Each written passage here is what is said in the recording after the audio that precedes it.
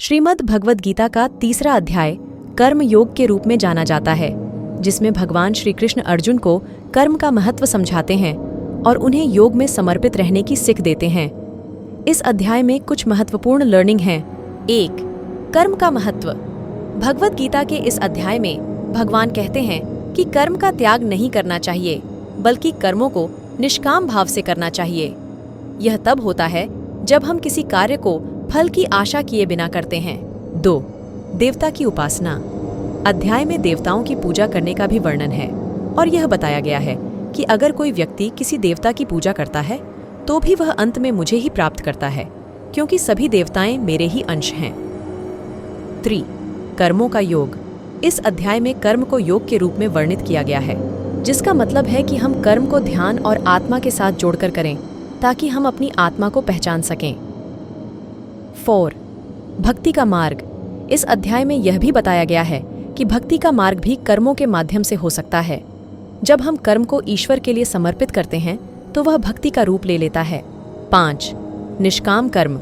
इस अध्याय में यह सिखाया जाता है कि हमें कर्मों को निष्काम भाव से करना चाहिए, यानी फल की आशा बिना। 6. अपने दायित्व का पालन।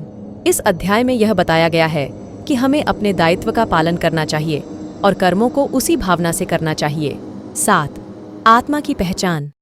इस अध्याय के माध्यम से हम अपने आत्मा की पहचान कर सकते हैं और आध्यात्मिक जीवन में प्रगति कर सकते हैं। 8. अनिष्ट और इष्ट को समान भाव से देखना। यह अध्याय बताता है कि हमें सुख और दुख को समान भाव से देखना चाहिए और इनका असर कर्मों पर नहीं पड़ने देना चाहिए। 9. आत्मा के अंतर्निहित शांति की प्राप्ति। इस अध्याय के माध्यम से हम आत्मा के अंतर्निहित शांति की प्राप्ति के माध्यम से सुखी और संतुष्ट जीवन जी सकते हैं। इस अध्याय का मुख्य संदेश है कि हमें कर्म के माध्यम से अपने आत्मा के विकास की दिशा में काम करना चाहिए और कर्मों के फल की आशा छोड़नी चाहिए। इस अध्याय से हमें यह सीखने को मिलता है कि कर्म का महत्व है और हमें उसे निष्काम भाव से करना चाहिए। हमें अपने कर्मों को आत्मा के साथ जोड़कर करना चाहिए और ईश्वर की पूजा करने में आत्मनिर्भर रहना चाहिए।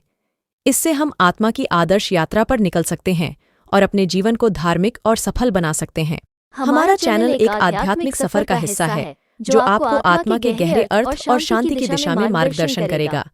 यहाँ आप आध्यात्मिक ज्ञान, ध्यान तकनीकें, प्रेरणादायक कथाएं और आत्मा के विकास के उपयोगी उपाय पाएंगे।